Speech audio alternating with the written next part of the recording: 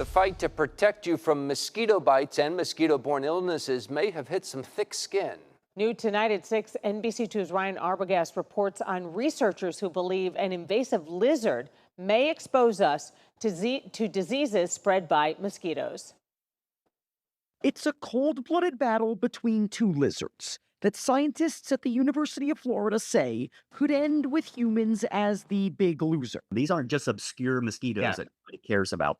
These are the mosquito species that transmit West Nile virus, St. Louis encephalitis virus, Eastern equine encephalitis virus. Entomologists Dr. Nathan Burkett-Cadena and Dr. Lawrence Reeves are leading the research team at UF's extension in Vero Beach, using a $350,000 grant to study how invasive lizards spread mosquito-borne diseases. We've, for a long time, been collecting mosquitoes in Florida and kind of like Jurassic Park, pulling DNA out of their blood meals and using that to learn what kind of animal that mosquito has bitten. Mosquitoes love to bite these. Brown anoles, an invasive reptile that's turned the Sunshine State into its permanent home after about 100 years.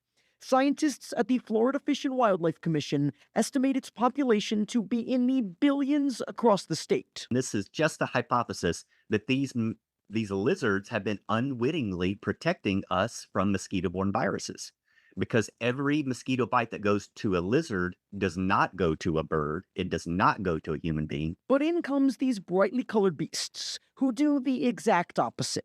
Peter's rockagammas have been spotted in more than half of our state's counties this year and are slowly forcing other species out. So we started to notice the brown anole was sort of disappearing from our built-up environment. And the same time that was happening, these agamas are coming in. The new kings of the swamp don't attract mosquitoes. So what are they going to start feeding on? And the second most fed upon host by these vector mosquitoes are birds.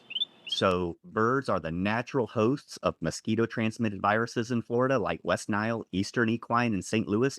And so with the absence or near absence of these brown anoles in areas around where we live and work, what are the mosquitoes going to bite? In the state of Florida in 2022, 966 people were infected with dengue fever, and 9 caught West Nile virus, according to the Florida Department of Health. So with the absence of these lizards now, we could see an increase in mosquito-borne diseases. It's a small-scale fight with big implications, playing out right below our feet on the forest floor.